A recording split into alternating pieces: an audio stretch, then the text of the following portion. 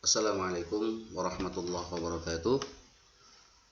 Bertemu lagi dengan Bapak kali ini dalam pembelajaran Pendidikan Agama Islam dan Budi Pekerti kelas 6. Sebelum kita masuk ke pelajaran, kita baca doa dulu sama-sama. Anak-anak mengikutin. Baca seperti yang terlihat di layar. Sama-sama. A'udzu billahi minasy syaithanir rajim. Bismillahirrahmanirrahim. Asyhadu an la ilaha illallah wa asyhadu anna Muhammadar Rasulullah. Asyhadu an la ilaha illallah wa asyhadu anna Muhammadar Rasulullah. Asyhadu an la ilaha illallah wa asyhadu anna Muhammadar Rasulullah. Raditu billahi rabba wa bil islami dina wa bi Muhammadin nabiyyan wa rasula. A'udzu billahi minasy syaithanir rajim. Bismillahirrahmanirrahim. Alhamdulillahi rabbil alamin. Ar-Rahmanir-Rahim. Maliki yaumiddin. Iyyaka na'budu wa iyyaka nasta'in.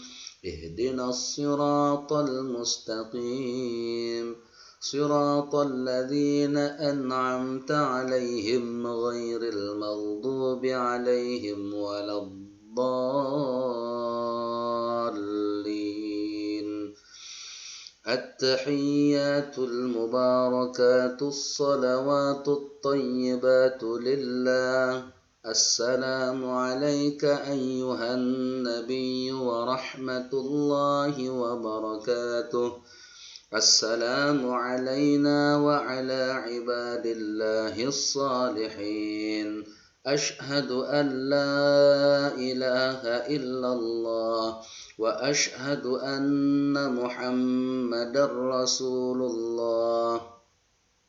Allahumma salli ala sayyidina Muhammad wa ala ali sayyidina Muhammad. كما صليت على سيدنا إبراهيم وعلى آل سيدنا إبراهيم وبارك على سيدنا محمد وعلى آل سيدنا محمد كما باركت على سيدنا إبراهيم وعلى آل سيدنا إبراهيم في العالمين إنك حميد مجيد.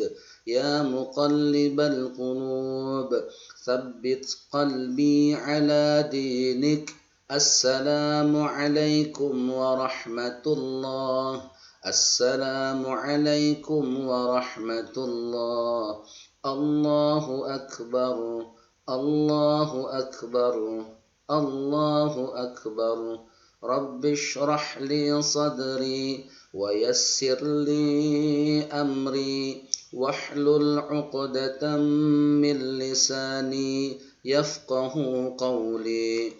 اللهم ارزقني فهم النبيين وحفظ المرسلين وإلهام الملائكة المقربين برحمتك يا أرحم الراحمين.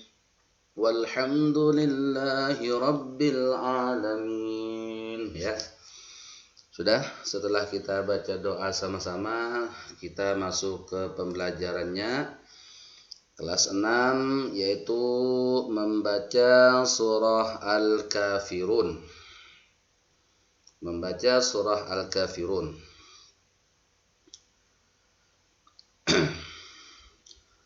membaca surah Al-Kafirun di sini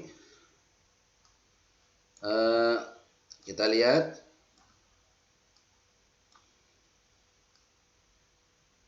semuanya bisa lihat di sini surah Al-Kafirun terdiri dari 6 ayat. Nah, surah Al-Kafirun termasuk golongan surah Makkiyah karena diturunkan di kota Mekah sebelum Nabi Muhammad Sallallahu Alaihi Wasallam hijrah ke Madinah. Kemudian mungkin semua mengetahui tentang golongan-golongan surah Makkiyah atau Madaniyah ini. Kenapa sebabnya? Mungkin sudah. Kalaunya turun di kota Madinah maka disebut Madaniyah. Kalaunya surah tersebut diturunkan di kota Mekah disebut golongan Makkiyah. Nah, surah Al-Kafirun ini diturunkan di kota Mekah lalu digolongkan dalam surah Makkiyah. Nah, surah Al-Kafirun adalah surah yang ke-109 dalam Al-Quran. Kemudian di sini disuruh membaca surah Al-Kafirun. Artinya kalau kita membaca surah Al-Kafirun atau ayat atau surah yang lain harus sesuai dengan harokat dan makhrajnya. Makhraj itu tempat keluarnya huruf di mulut. Dengan apa? Dengan benar. Bapak baca dulu. Bismillahirrahmanirrahim.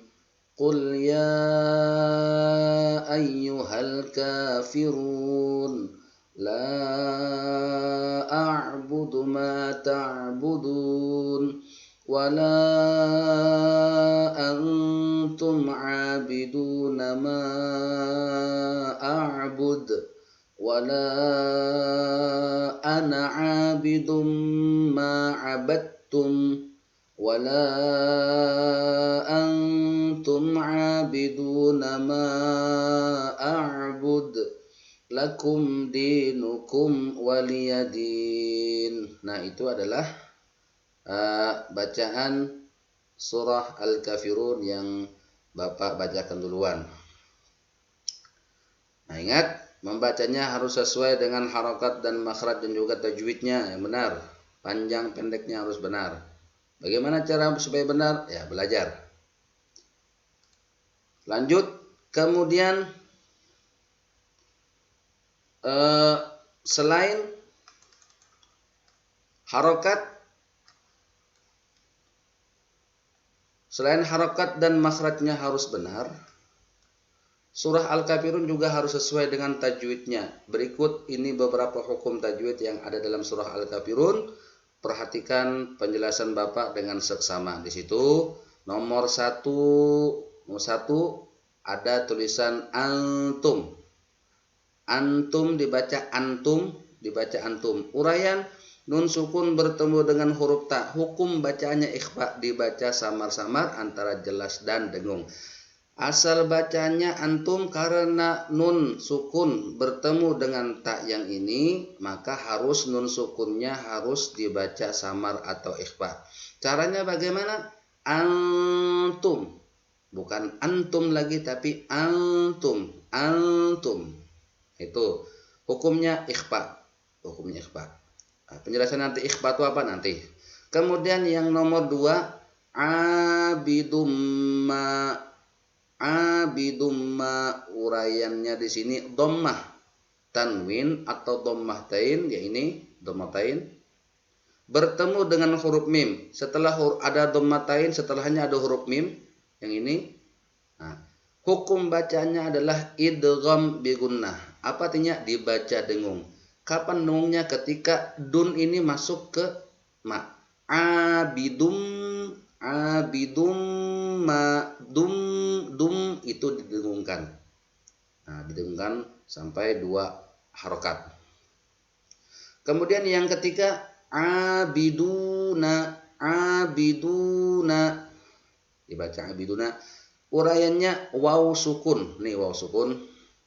Ini sukunnya, ini wawnya. Sebelum harokat dhammah uraiannya. Disebut hukum bacanya mad tabi'i dibaca panjang 2 harokat atau 2 ketukan. Contoh, abidum, abidu, abiduna, abiduna. Itu 2 ketukan. Disebut mad tabi'i. Kemudian yang nomor 4, lafalnya lakum dinukum. Dibaca lakum dinukum. Nah, uraiannya mim sukun bertemu dengan huruf dal. Mim sukun bertemu dengan huruf dal.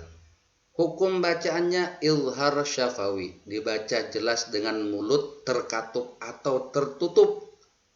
Lakum, mulut tertutup habis. Lakum, jangan sampai ada keluar udara dari mulut tersebut. Lakum, lakum dinukum. Nah itu, lakum dinukum. Kemudian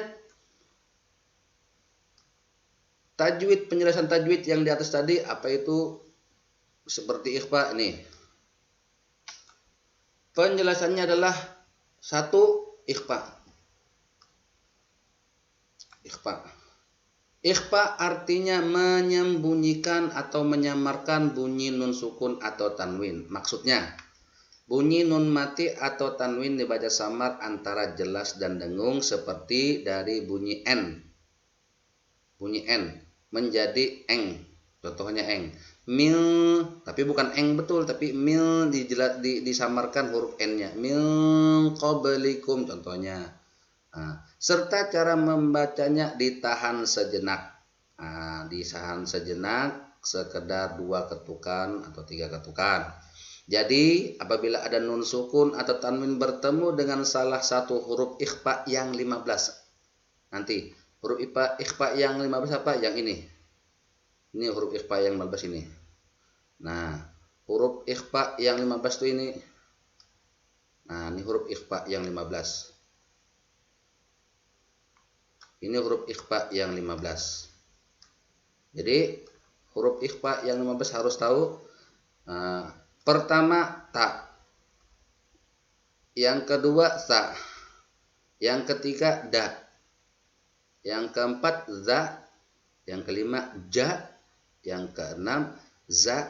Yang ketujuh, sa. Yang kedelapan, sya. 9, so. 10, do. 11, to. 12, zo.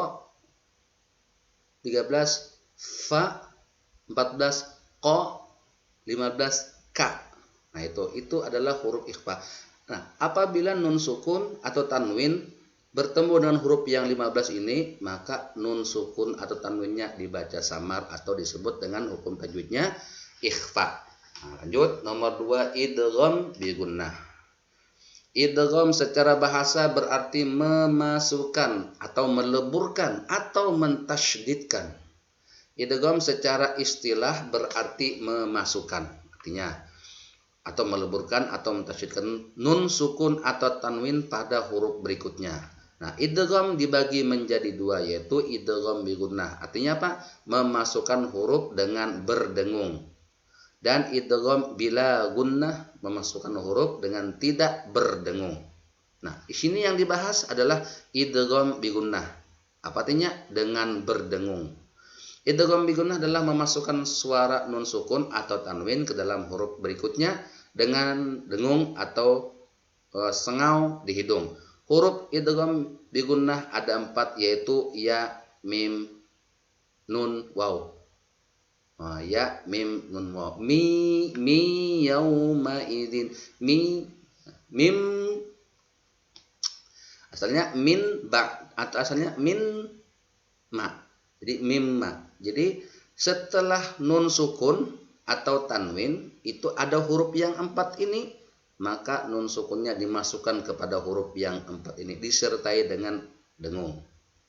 Tuh. Yang ketiga masuk mad tabi'i. Apabila ada alif terletak sesudah fathah atau ya sukun sesudah kasrah atau waw sukun sesudah dhammah, maka dalam ilmu tajwid dihukumi dengan mad tabi'i. Mad itu artinya apa? Artinya panjang. Tabi'i artinya biasa. Jadi mad biasa. Cara membacanya panjang 2 harakat atau 2 ketukan. Jangan dibaca terlalu panjang. 2 ketukan saja. Kemudian sambungannya izhar syafawi. Nah, izhar syafawi ini, izhar artinya jelas dan syafawi berarti bibir. Nah, cara membaca izhar syafawi adalah jelas di bibir dengan mulut tertutup atau terkatup. Jangan sampai ada udara keluar dari mulut tersebut. Hukum izhar syafawi adalah apabila ada mim sukun. Nih, mim sukun bertemu dengan salah satu huruf hijaiyah kecuali ba dan mim itu sendiri. Nah, mim sukun bertemu dengan selain dari huruf yang 2 ini, mim sukun bertemu selain dari huruf yang 2 tadi itu, maka dibaca izhar syafawi. Baca izhar syafawi. Jadi selain yang 2 tadi dibaca izhar syafawi. Ingat,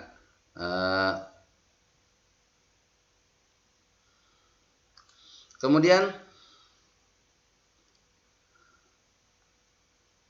mim sukun bertemu dengan huruf yang 2 ini disebut dengan izhar syafawi.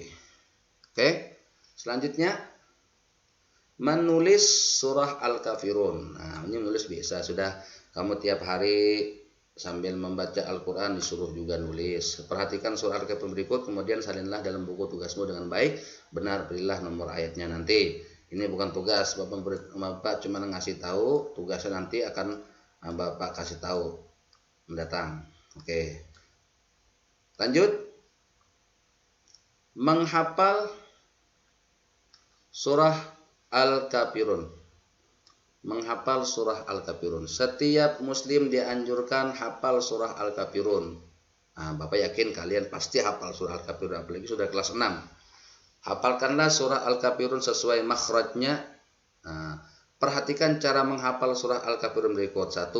Kita menghafal surah Al-Kafirun atau surah-surah yang lain, niat yang ikhlas karena Allah Subhanahu wa taala. Jangan niatnya karena siapa-siapa, tapi betul-betul karena Allah Subhanahu wa taala. Yang kedua, yakin dengan sepenuh hati bisa menghafalnya. Jangan ada keraguan bagi dirimu sendiri. Kita harus yakin dengan kemampuan kita. Kalau kita tidak yakin, tidak akan bisa. Tapi kita yakin bahwasanya kita bisa, kita pasti mampu. Pasti akan bisa. Nomor 3, melakukan dengan sungguh-sungguh, jangan bermain. Jangan dibiasakan bermain ketika belajar, ketika menghafal, karena kalaunya tidak bersungguh-sungguh, susah untuk menghafal surah-surah yang mau dihafal. Yang keempat, membaca ayat per ayat surah Al-Kafirun secara berulang-ulang hingga hafal. Ini bukan hanya surah Al-Kafirun, surah yang lain juga, kalaunya dibaca berulang-ulang, insya Allah pasti akan hafal. Yang kelima, mengulangi hafalan bersama teman-teman. Nah, teman-teman kita menjaga, kita baca. Jadi kalau ada kesalahan, teman kita bisa menegurnya. Kamu salahnya di sini karena dia menjaga. Itu maksudnya. Yang keenam, jika sudah hafal, biasakan membaca surah Al-Kafirun di dalam ibadah sholat supaya lebih kuat lagi hafalannya. Nah, lanjut. Kemudian arti dan makna surah Al-Kafirun. Al-Kafirun berarti orang-orang kafir. Sebab turunnya surah Al-Kafirun adalah karena orang-orang kafir Quraisy meminta kepada Nabi Muhammad SAW agar menyembah Tuhan mereka, dan mereka pun bersedia menyembah Tuhan yang disembah Nabi Muhammad SAW. Nah, sebab turunnya surah Al-Kafirun begitu, karena orang-orang kafir Quraisy meminta kepada Nabi Muhammad untuk menyembah Tuhan mereka. Sebaliknya mereka pun akan menyembah Tuhannya Nabi Muhammad. Itu. Lalu turunlah ayat surah Al-Kafirun tersebut. Surah Al-Kafirun berisi tentang perintah Allah kepada Nabi Muhammad SAW agar menyatakan kepada orang-orang kafir yang tadi, yang menyuruh menyembah Tuhan dia, dia pun menyembah Tuhan kita, Tuhannya Nabi Muhammad SAW, bahwa Nabi Muhammad dan umat Islam tidak akan menyembah apa yang orang kafir sembah, dan orang kafir pun tidak akan menyembah apa yang Nabi Muhammad sembah. Itu surah Al-Kafirun isinya itu ialah Nabi Muhammad tidak akan menyembah apa yang orang kafir sembah. Orang kafir pun tidak akan menyembah apa yang disembah oleh Nabi Muhammad. Nah, berikut ini makna yang terkandung dalam surah Al-Kafirun ayat per ayat. Ayat pertama, Qul ya ayyuhal kafirun. Artinya katakanlah, hai Muhammad, wahai orang-orang kafir. Dalam ayat pertama ini Allah Subhanahu wa taala memerintahkan kepada Nabi Muhammad SAW agar menyeru kepada orang-orang kafir yang sejak semula bersikeras menentang kerasulannya. Jadi Allah Ta'ala menyuruh mengatakan ayat pertama. Dan ayat kedua, la a'budu ma ta'budun wala antum a'biduna ma a'bud. Artinya apa? Katakanlah hai Muhammad kepada orang-orang kafir itu, aku tidak akan menyembah apa yang kamu sembah dan kamu bukan menyembah apa yang aku sembah. Itu ayatnya turun.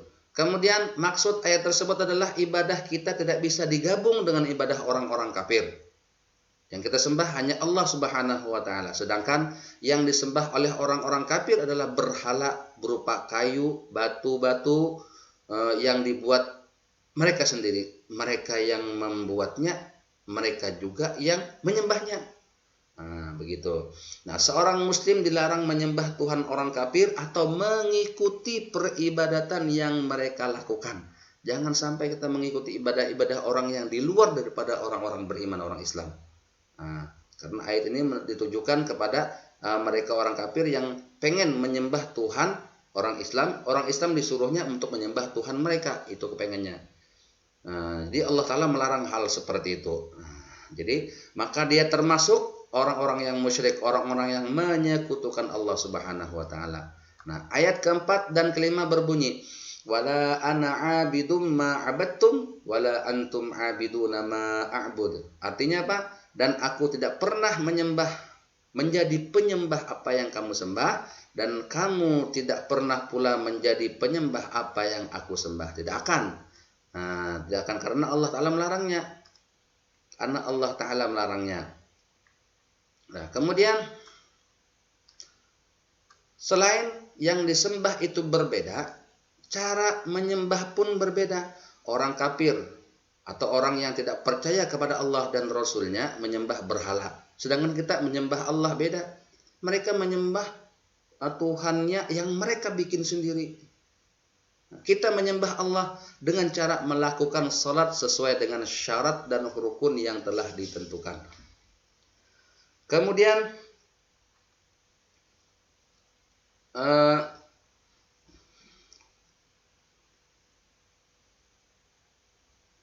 cara orang kafir menyembah berhala berdasarkan hawa nafsu mereka. Oleh sebab itu ibadah umat Islam dengan orang kafir tidak bisa disatukan. Ayat ke-6 berbunyi, lakum dinukum waliyadin. Lakum dinukum waliyadin, untukmu agamamu dan untukku agamaku. Ayat ke-6 surah Al-Kafirun ini mempersilahkan setiap orang menganut agama yang mereka yakini. Namun apabila mereka telah mengetahui tentang ajaran agama yang benar dan mereka menolaknya, kelak di akhirat mereka akan mempertanggungjawabkan pilihannya di hadapan Allah Subhanahu wa taala. Nah, seseorang yang menyembah selain Allah dosanya tidak akan diampuni. Jadi yang tidak diampuni adalah diantaranya dosa yang menyembah selain Allah. Dia akan kekal selama-lamanya dalam neraka. Itu adalah janji Allah. Nah, kemudian menerapkan makna surah Al-Kafirun dalam kehidupan sehari-hari. Nah, pernahkah kamu diajak temanmu yang berbeda agama untuk beribadah dengannya? Menghadapi ajakan, seandainya ada temanmu yang mengajak kamu untuk beribadah dengannya, dengan ibadah mereka, bagaimana cara menghadapi ajakan seperti itu? Kamu sebagai seorang muslim tidak boleh mengikutinya. Kamu harus berani mengatakan kepada temanmu bahwa kamu seorang muslim. Nah, seorang muslim tidak boleh menyembah kepada selain Allah. Begitu pula denganmu, tidak boleh memaksa orang lain untuk mengikuti agamamu. Jangan sampai kita memaksa mengikuti agama supaya mereka mengikuti agama kita. Jangan sampai memaksa. Agama Islam bukan memaksa untuk pemeluknya. Berteman dengan orang lain yang berbeda agama tidak dilarang dalam Islam. Berteman boleh. Cuma kita tidak boleh mengikuti ibadah-ibadah mereka. Nah, sebagai seorang muslim, kamu harus menunjukkan sikap yang baik terhadap temanmu yang berbeda agama. Sikap saling toleransi, menghormati mereka yang berbeda agama, itu wajib. Tidak boleh kita memusuhi orang yang berbeda agama dengan kita. Tidak boleh. Misalnya jika kamu bermain di rumah teman yang beda agama, tunjukkan sikap yang sopan dan baik. Kita tunjukkan bahwasanya orang Islam itu adalah orang yang sopan, agama yang sopan, maka kita tunjukkan kepada mereka bahwasanya Islam itu adalah rahmatan lil alamin, atau agama Islam itu adalah agama yang menjaga sopan santun. Nah, jika azan berkumandang setelah di mushola atau di masjid terdekat. Nah, kemudian rangkuman. Al-Kafirun artinya orang-orang kafir. Surah Al-Kafirun termasuk golongan surah Makkiyah karena diturunkan sebelum Nabi Muhammad SAW hijrah ke Madinah. Nah, surah Al-Kafirun terdiri atas 6 ayat, tidak lebih. 4 surah Al-Kafirun adalah surah yang ke-109 dalam Al-Quran. Nah, isi pokok surah Al-Kafirun adalah pernyataan bahwa Tuhan yang disembah Nabi Muhammad SAW dan pengikutnya bukanlah apa yang disembah oleh orang-orang kafir. Nabi Muhammad SAW dan pengikutnya tidak akan menyembah apa yang disembah oleh orang-orang kafir. Nah, ini ada kamus mini. Mungkin ada pertanyaan tentang kata-kata yang tidak dipaham. Misalnya hijrah. Hijrah itu adalah berpindah atau menyingkir untuk sementara waktu dari suatu tempat ke tempat yang lain yang lebih baik dengan alasan tertentu, atau alasannya misalnya keselamatan atau untuk kebaikan atau sebagainya, itu namanya hijrah. Kafir, arti kafir ialah orang yang tidak percaya kepada Allah dan Rasulnya. Nah, arti musyrik ialah orang yang menyekutukan dan menyerikatkan Allah. Orang yang memuja berhala, memuji, menyembah selain daripada Allah, itu namanya disebut musyrik. Nah, kemudian perilaku anak muslim.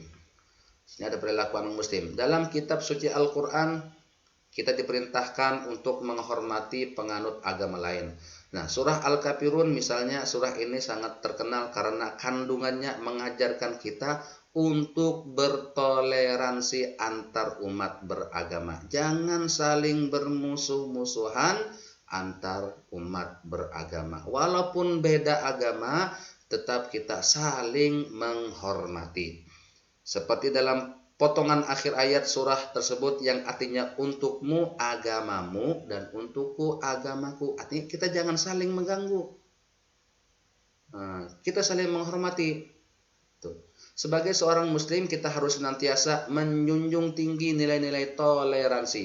Nah, dengan menjunjung nilai-nilai toleransi, keamanan dan kedamaian bangsa Indonesia yang terdiri dari bermacam-macam agama dan budaya ini akan tercipta. Kalaunya setiap orang saling menjaga toleransi, saling menghormati walaupun berbeda agama, pasti negara kita akan aman. Nah, pembiasaan. Apa sih yang harus dibiasakan seorang anak muslim? Nah, biasakanlah berperilaku baik seperti berikut. Yang pertama, saling menghormati dan menghargai antar sesama. Yang kedua, berteman dengan baik meskipun berbeda agama.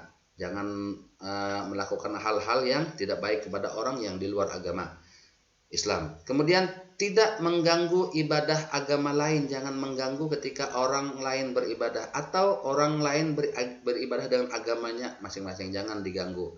Atau misalnya teman kita lagi sholat, jangan diganggu. Yang keempat, bersikap adil dengan umat agama lain. Jangan kita tidak adil dengan mereka. Yang kelima, membantu penganut agama lain yang tengah kesulitan. Ada orang kesulitan, jangan sampai kita memandang agamanya yang dibantu. Siapapun yang lagi kesulitan, kalau kita bisa bantu, maka bantulah. Itu. Oke. Selesai. Untuk tugas-tugasnya nanti diberitahukan akan datang. Nah, itu pembelajaran kita kali ini. Ingat pesan Bapak, tetap semangat dimanapun kita berada dan tetap belajar dimanapun kita berada. Jaga kesehatan semuanya, jaga kesehatan supaya kita lebih sehat. Maka harus dijaga kesehatan tersebut. Sebelum kita menutup pembelajaran kali ini, kita baca doa penutup dulu. Ya, sama-sama. A'udzu billahi minasyaitonir rajim. Bismillahirrahmanirrahim. Subhanakallahumma wa bihamdika asyhadu an la ilaha illa anta astaghfiruka wa atubu ilaik. Rabbana taqabbal minna wa qabalna bisirril Fatihah. Alfu alfi salatin alfu alfi salamin alaika ya Rasulullah fi kulli lamhatin wa nafasin adada ma wasi'ahu ilmullah. Subhanakallahumma wa bihamdika asyhadu an la ilaha illa anta astaghfiruka wa atubu ilaik. Rabbana taqabbal minna wa qabalna bisirril Fatihah. Alfu alfi salatin alfu alfi salamin alaika ya Rasulullah fi kulli lamhatin wa nafasin adada ma wasi'ahu ilmullah. Subhanakallahumma wa bihamdika asyhadu an la ilaha illa anta astaghfiruka wa atubu ilaik. Rabbana taqabbal minna wa qabalna bisirril Fatihah. Alfu alfi salatin alfu alfi salamin alaika ya Rasulullah fi kulli lamhatin wa nafasin adada ma wasi'ahu ilmullah. Alhamdulillah rabbil alamin. Ya, itu saja yang dapat Bapak sampaikan. Mudah-mudahan menjadi barokah, mudah-mudahan menjadi ilmu yang bermanfaat. Terakhir Bapak sampaikan, tetap belajar dimanapun kita berada dan jaga kesehatan. Bapak tutup dengan Assalamualaikum warahmatullahi wabarakatuh.